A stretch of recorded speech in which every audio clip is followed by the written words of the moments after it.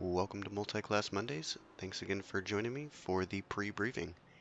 As a friendly reminder, the race details and weather forecast are in the info channel on Discord, and posted in the news channel on Discord will be an agenda for this briefing and a map of the Orange Zone as well as an FAQ. Because multi-class racing in ACC is not completely supported, the driver's briefing is mandatory for each round. Directly following the briefing, the race password will be released, and you will be free to leave the voice channel. The race server will have a 10-minute practice session to allow everyone to join before moving on to qualifying. Once you are in the server, please note that the in-game text chat is off limits to everyone except admins. The format for tonight's race is fixed fuel, which means we have a 60-minute race with one pit stop required. There is no pit window, which means you can pit at any time during the race. During the pit stop, tire changes are allowed but optional, and refueling is required and also has a fixed time of 25 seconds. Whether you take 1 liter or 125 liters, the pit length will be 25 seconds. Therefore, taking new tires during the pit only costs an additional 5 seconds.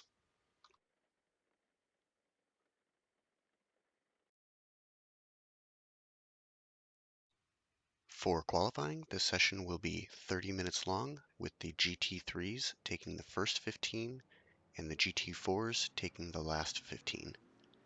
Once the qualifying timer strikes 15 minutes remaining, GT3s may finish their flying lap but may not start a new one.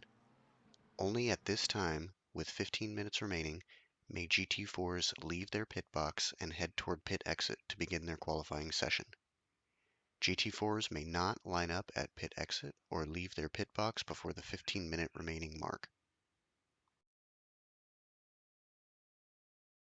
Once qualifying ends, there will be a 3-minute pre-race grid timer. ACC will likely not place everyone where they need to be for a proper multi-class race start, but we will use a free full formation lap so we can accomplish 2 important tasks. First, GT3s behind any GT4s are required to ghost through the GT4s and rejoin the back of the GT3 field right at the start of the formation lap. Second, GT4 drivers need to determine their own side of the grid, meaning they may have to swap sides. Here at Kyalami, odd qualifiers line up on the inside or the left, even qualifiers line up on the outside or the right. To check your qualifying position in class, go to Timetables, Qualifying, and then you can filter by your class. At the start of the formation lap, ACC will call for single file, which has a speed limit of 100 kph or 62 mph. During single file, weaving and dragging brakes is allowed, but slamming on the brakes is not allowed.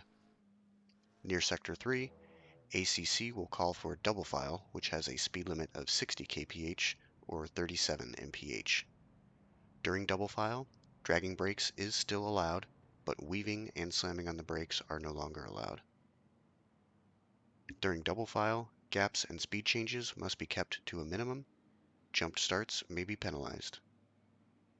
The gap from the GT4s to the GT3s is determined by the GT4 pole sitter, but 20 plus car lengths is recommended. The more the better. Once the green lights flash, both classes are racing. During the first few turns, the emphasis should be on safety, not on gaining positions. It is recommended that drivers stay in their lane for as long as possible, which may require them to lift off the throttle a few times. Because the grid is so bunched up at the start, safe driving is encouraged by the use of a Lap 1 Orange Zone. The Orange Zone map is posted in the news channel in Discord, and this week it goes from turn 1 through turn 9, or the S's. In the Orange Zone, clean passes are still allowed, but any penalties resulting from an incident will be more harsh. There is also a special caution area in turns 15 and 16, or Cheetah and Ingwe. In Cheetah, If the GT3s are not able to achieve significant overlap very early, please wait. Also note that at the exit of Cheetah, the GT4s will be looking to cut across from the left side to the right side of the track in order to set up for the final turn. Once the GT3s catch the GT4s, GT4 drivers deserve the right to drive their own line and pace without having to yield the racing line.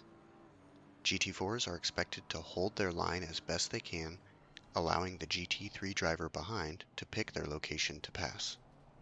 The two safest places for GT3s to pass GT4s are down the straight and early in the braking zone.